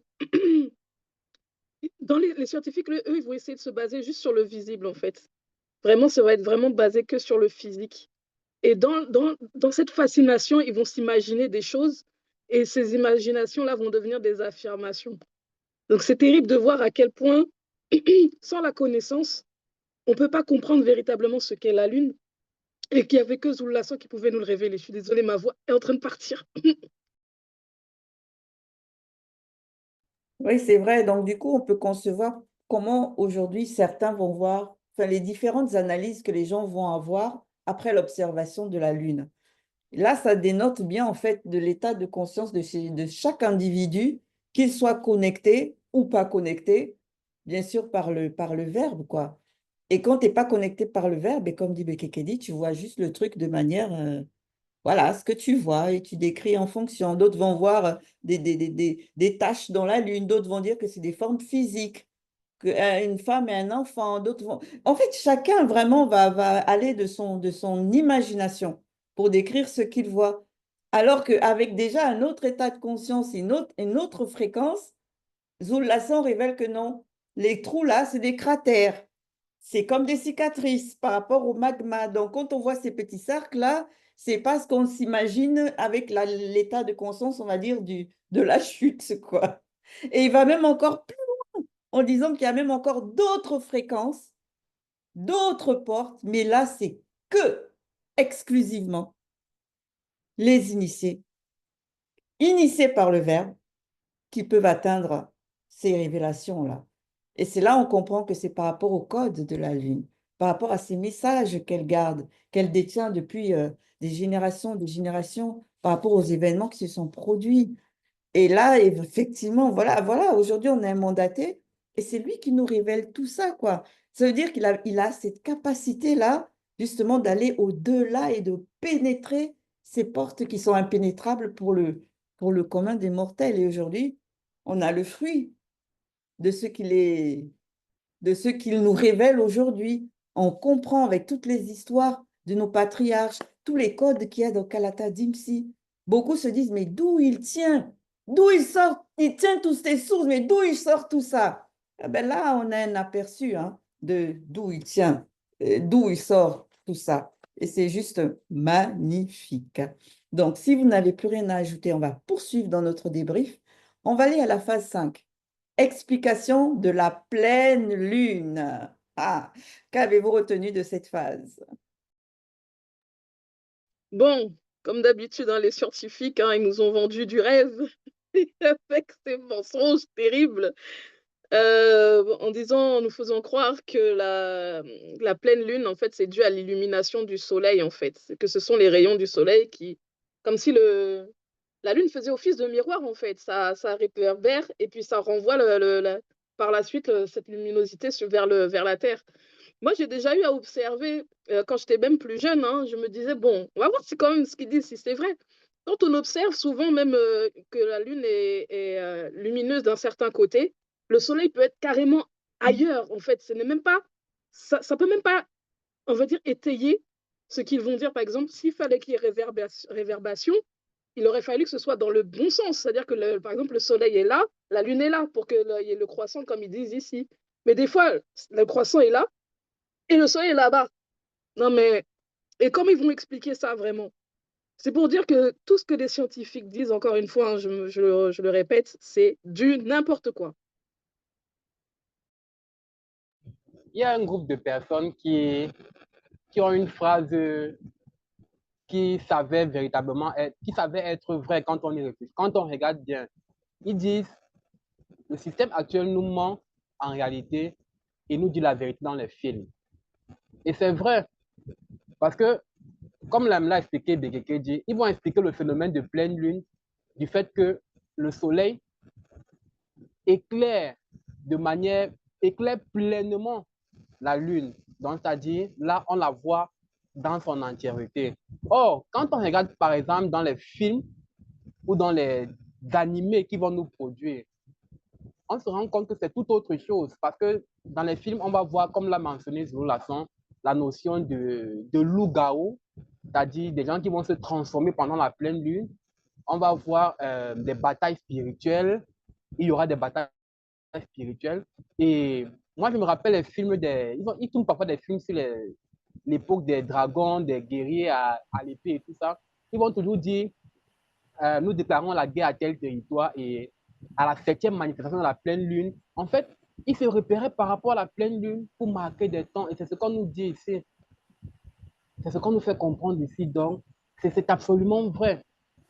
Mais ils veulent nous mentir dans la réalité en nous racontant des balivernes qui n'ont pas de sens. Donc, Zulu Lasson est là pour restaurer la vérité. Hein. C'est pour ça qu'il nous a donné l'explication de la pleine lune en disant que c'est l'ouverture à certaines manifestations spirituelles. Et on a bien vu la description quand il a donné dans le live par rapport à l'exemple qu'il a pris de moto lorsqu'il quittait le visible. Et on sait que tout ce qui est mystérieux, le monde occulte est toujours à côté en train de vouloir pervertir cela. Et dans ces réalités du visible, il y a certaines personnes, je dirais, qui se disent envoyées de Dieu, que Dieu leur a envoyé afin de pouvoir sauver des personnes, entre guillemets, qui vont te dire qu'ils travaillent uniquement avec la lune, la pleine lune précisément. Il faut savoir que ces personnes-là sont inspirées par le monde occulte. Ils n'ont pas la connaissance pour pouvoir capter effectivement ouvrir cette porte-là parce qu'on nous a révélé que la Lune aussi a cette capacité de nous donner l'information de ce qui s'est passé et ce qui arrivera aussi. Mais ces personnes n'ont pas cette capacité-là, tout simplement, ils sont inspirés par le monde occulte. Pour pouvoir l'avoir, il faut être dans la vérité. Et en plus même de ça, il ne faut même pas consulter ce genre de personnes. Donc, ce n'est qu'avec Zulu Lasson qu'on comprend qu'on est éclairé vraiment et selon la vérité. Oui, merci Daniel. Ici, Alors, moi, pour ma part, par rapport à cette phase 2, là, certes, je retiens, il est vrai que les phénomènes, la manifestation des phénomènes spirituels, comme a précisé Zulu Lasson, et que d'ailleurs, quand on parcourt Bible et que tous les autres livres qui font référence à la vie et à l'existence du visible de nos patriarches, il est vrai que c'est souvent précisé que quand il est entré dans des combats spirituels, quand il y avait des apparitions des entités du grand ordre des choses, c'était généralement durant cette phase-là. Donc, du coup, là, moi, je me suis dit que, ben, en fait, la pleine lune, là, c'est que ça, elle agit comme une clé spirituelle, quoi. Mais une clé qui va permettre de connecter deux dimensions, c'est-à-dire la dimension spirituelle, la dimension de l'invisible du visible, c'est-à-dire le côté spirituel de la vie, de l'existence des patriarches, des personnes qui sont connectées. Parce qu'on nous a révélé que tous nos patriarches, là, quand ils voyaient ces entités, on savait que c'était avec les yeux de leur esprit. Ils ne les voyaient pas avec les yeux du visible, comme ça, du corps physique. Donc, ça veut dire que quand la pleine lune est là, c'est comme si ça effaçait les séparations qu'il y avait entre ces deux dimensions-là. Et du coup, ça rendait la manifestation des phénomènes spirituels possible. Mais pour ça, il fallait néanmoins quand même être connecté à une certaine fréquence. Ce n'était pas donné pour tout le monde, quoi. Donc, les petits gens là qui disent qu'ils ont vu, ils ne connaissent même pas c'est qui le verbe, et ils vont dire qu'ils ont vu, par exemple, telle personne ou telle entité ou telle... Non, vous ne pouvez pas parce qu'il faut déjà, premièrement, être soumis au verbe et être connecté avec le monde-dit pour avoir cette capacité-là de vibrer avec la pleine lune, quoi. Même, comme a dit Yves, par rapport à ce qu'ils nous disent dans les films, même ça, c'est du mensonge. Parce qu'ils n'ont pas cette capacité de vibrer avec le spirituel. Sauf, bien sûr, ceux qui sont sous l'emprise des démons. Et on sait que de nos jours, ça n'existe plus, les véritables sorciers. Mais avant, à une époque, oui, c'était encore possible. Oui. Et les initiés sont vraiment très heureux. Moi, je les trouve vraiment heureux. Sincèrement. Parce que quand même, à un moment donné, il y a chez les non-initiés également certains, pendant les pleines lunes, ils vont sortir, rester peut-être en groupe pour méditer, raconter des histoires et autres. Mais ici, ils sont dans la bonne fréquence. quand il a pris l'état de Longa, quand il était en train de méditer. Et c'est là mais il a capté la fréquence. Les entités sont apparues. C'est quelque chose qui est très important et qui, aujourd'hui, à notre époque, franchement, en maths, c'est vrai que les entités ne vont pas apparaître comme ça pour nous. Mais en ce qui concerne quand même la méditation, c'est quelque chose qui est très important. Je vois qu'avec l'avènement des réseaux sociaux, des portables et autres là, tout a changé. C'est que il n'y a plus de repères comme ça. Même, tu peux faire des mois sans même voir la lune. Parce que tu n'oses même pas sortir pour regarder, pour faire ceci. Donc ici, vraiment, moi, je vois ça aussi comme une forme d'initiation pour pouvoir prendre des bonnes habitudes. Oui, effectivement, Abigail, et ce que tu dis, c'est important. Et j'ai vu aussi une autre facette, parce que il faut faire aussi attention par rapport à ce que nous allons, n'est-ce pas, voir. Ici, les patriarches, ils savaient, n'est-ce pas, ce qu'ils faisaient. Ce n'est pas que, en fait, eux, ils vont aller, c'est-à-dire considérer rien que, c'est-à-dire la lune, et ils vont s'attendre, n'est-ce pas, nécessairement à quelque chose. Donc, cette erreur-là, il faudrait que nous fassions très attention pour ne pas commettre, n'est-ce pas, cela aujourd'hui. Donc, il faut vraiment que nous soyons dans l'initiation avant, n'est-ce pas, d'aller faire ce genre de méditation. Et il faut faire très, très, très attention pour ne pas dire, bon, c'est pendant c'est-à-dire la pleine lune qu'il y a des ouvertures et les manifestations spirituelles. Et là, on va attendre, on sera en train de prier, il faut que j'aie une manifestation. Non, c'est pas ça. Donc là, Abigail, la précision que tu as donnée, en fait, c'est lorsque réellement nous sommes, c'est-à-dire mandatés. C'est très important pour nous. Merci. Oui, merci Damien. Et ce que je comprends ici dans la phase de l'explication de la pleine lune donnée par Zoula, c'est que ce que l'aube par la manifestation de sa volonté a manifesté dans le visible, cela, c'est ce qu'il a placé concourt à, je peux dire, à la croissance, à la transcendance même par rapport à la spiritualité. Parce qu'aujourd'hui, on constate que beaucoup de personnes sont envahies par la distraction, les réseaux sociaux, les médias. Mais là, à travers la lune mystérieuse, là, ça encore nous amène à comprendre que ce n'est pas le hasard. Ces éléments-là, ces choses-là n'ont pas été placées là pour le hasard. C'est pour un but précis. C'est pour aider également ceux qui sont en initiation à grandir, à transcender leur état de conscience. Et il nous a expliqué que la manifestation de cette pleine lune, comme Gengeti l'a dit, c'est une ouverture. Et on l'a vu avec certains patriarches comme Longa, lorsqu'il entrait dans la méditation, on lui a révélé le pourquoi et du comment de ce qui s'est passé par rapport au fratricide que son frère aîné avait commis. Donc ici, Zola nous amène encore à considérer les éléments qui sont manifestés dans la nature selon la manifestation de la volonté de l'Oba pour notre croissance spirituelle. On comprend encore pourquoi le monde occulte a diabolisé ça, a mis, comme Yves l'a dit tout à l'heure, des signes de loup-garou. Pourquoi est-ce que même aujourd'hui en Afrique, à Ouassé et même partout, on voit la pleine lune comme quelque chose de monstrueux? Ah, Abiki l'a dit, il faut vraiment, c'est-à-dire les initiés, ils sont privilégiés hein, parce qu'eux, ils n'ont pas ce genre de stress-là. Mais ceux qui ne sont pas dans le verbe, c'est-à-dire que ce qui est dit, c'est ça qu'ils prennent et ça leur nourrit de peur. Alors que pendant justement les pleines lunes, il y a eu des combats spirituels, il y a eu, c'est-à-dire qu'ils ont diabolisé la chose en fait. Et aujourd'hui, gloire à l'Oba, Zola est là, il restaure la vérité.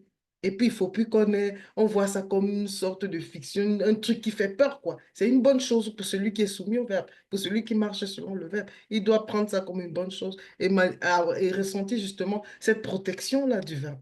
Franchement, c'est merveilleux, en fait. Merci.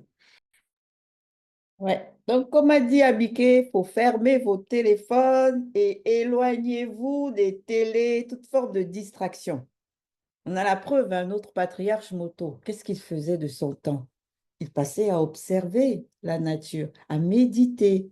C'est comme ça que l'on peut grandir aussi, spirituellement parlant, mais sur la bonne fréquence. Il ne faut pas aller sur la fréquence où, bon, voilà, c'est juste ça qu'il faut faire très attention. Phase 5, pardon, phase 6, puisqu'on vient de voir la phase 5. Explication sur le croissant de la Lune. Qu'avez-vous retenu de cette phase?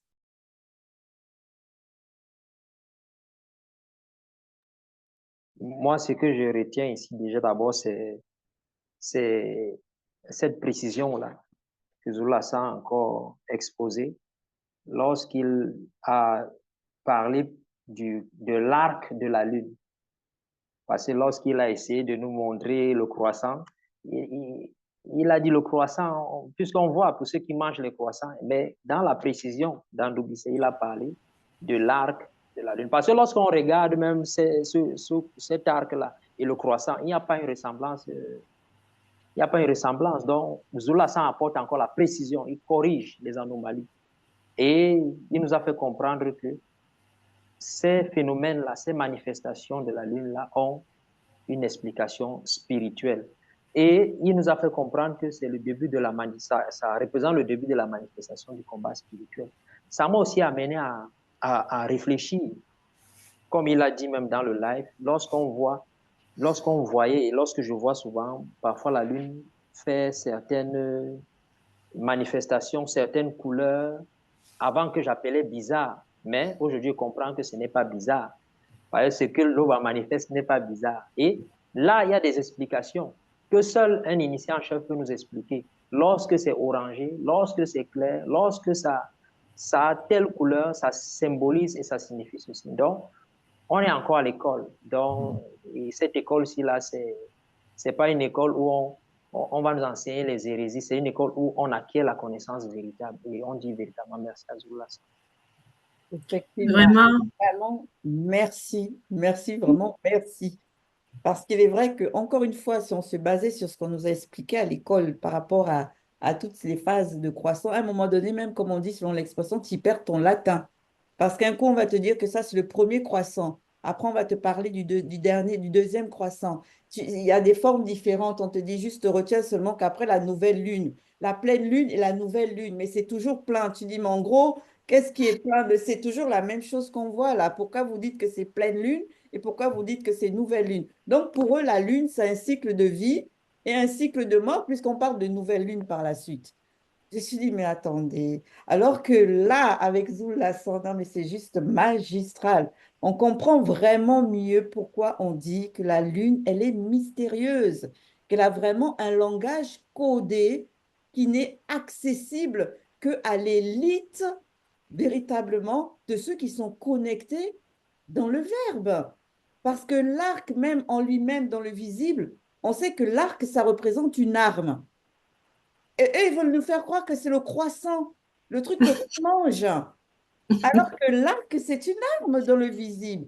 Et il y a plein d'armes comme ça qui ont cette forme-là aussi. La faux et tout ça, c'est des trucs tranchants. Et là, on nous dit que c'est le début. Ça manifeste le début d'une période de guerre. Mais eux, non. Ils vont nous dire que c'est le premier croissant, la nouvelle lune.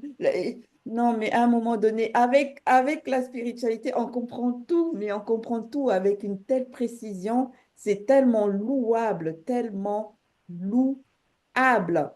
Waouh! Ça, c'est vraiment waouh.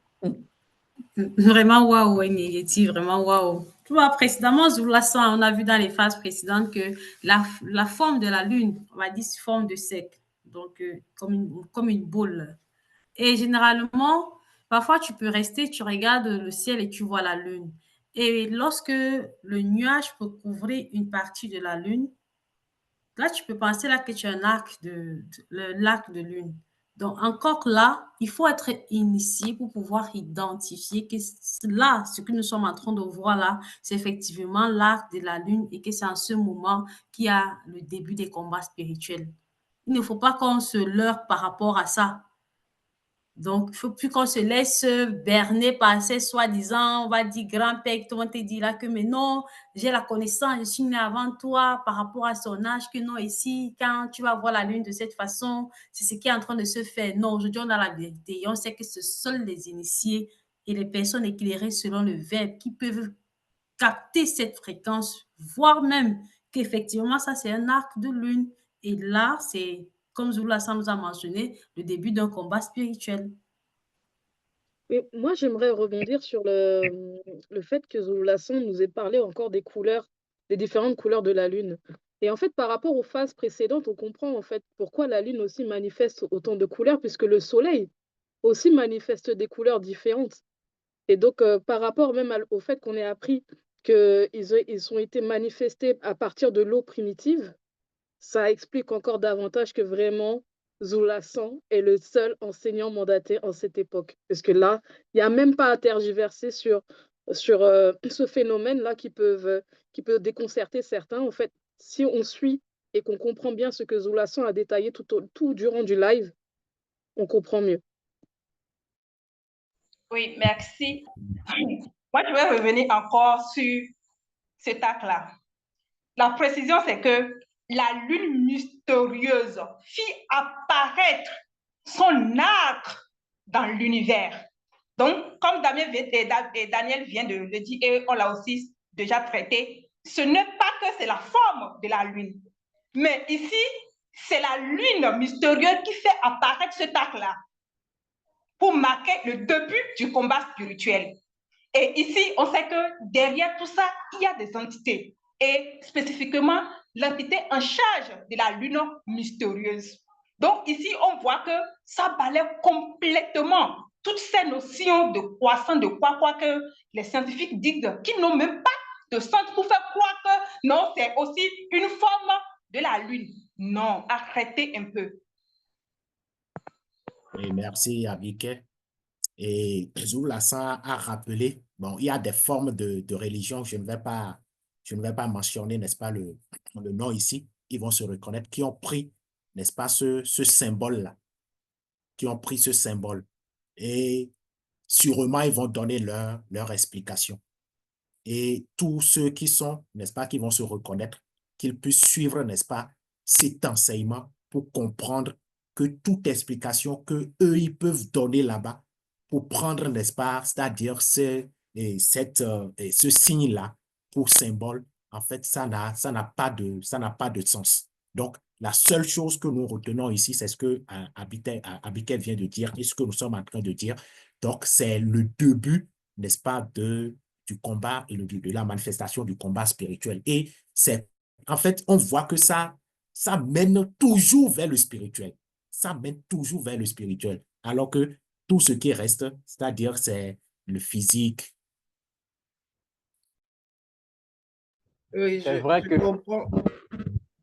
Vas-y. Merci Yves.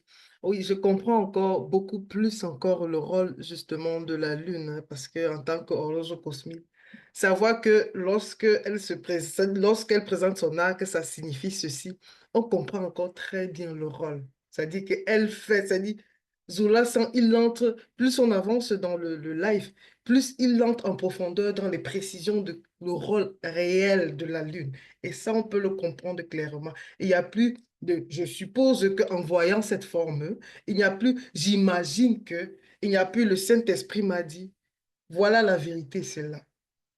On nous a dit, c'est-à-dire que Zulula, il nous a dit, et c'est dans le récit de Kalata Dimsi, on prend et c'est ça qui est vérité et on fait avec. Un point, c'est tout. Et ce n'est que comme ça qu'on sortirait des mensonges. Ce n'est que comme ça qu'on serait réellement libre. Merci. Pour ma part, le premier point que j'aimerais souligner ici, c'est quand on parle des heures d'angoisse. Et là, ce que je veux dire ici, c'est que c'est vrai que la spiritualité, c'est une question de race. Parce que ici, Doubissé, ici, des heures d'angoisse pour les non-initiés et certains animaux. Et ça me rappelle quand j'étais petit, quand j'étais encore plus jeune, ma maman m'avait une fois parlé de la lune. Elle m'avait dit, quand la lune est pleine, ça veut dire qu'il y aura beaucoup de mauvaises choses dehors. Et moi, j'ai gardé ça dans ma conscience. En fait, comme je vous l'ai dit, l'histoire est certes restée dans... En fait, cette connaissance-là est restée dans la conscience des Noirs non initiés, mais sous l'aspect physique, parce que de nos jours, comme je vous l'ai dit, vu que les gens voient tout avec les yeux de leur chair, ils décrivent tout de manière physique. Or, ici, avec la connaissance, nous voyons que, en fait, c'est plutôt du côté spirituel. Mais diable, c'est pour dire que ça démontre encore que vraiment, la spiritualité, c'est une question de race et c'est le peuple noir. Or, par exemple, en Occident, les Occidentaux, en Europe, quand on va parler de pleine lune, ils vont juste se dire, ah, c'est beau, ils vont faire des rendez-vous, des dates. En fait, eux, ils ne voient que ce côté beauté-là.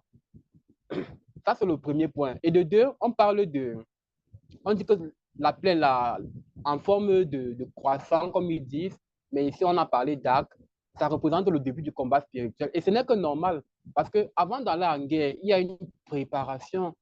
En fait, on comprend ici que ce sont des codes. Il y a des codes qu'on envoie aux initiés pour dire, bon, préparez-vous à faire la guerre spirituellement. On ne va pas se lever un matin et booster des gens. Non, il y a une préparation. Donc, ça démontre qu'il y a vraiment ce qu'on appelle le grand ordre des choses. C'est Vive une ton temps de organisation. parole. Merci, Loris.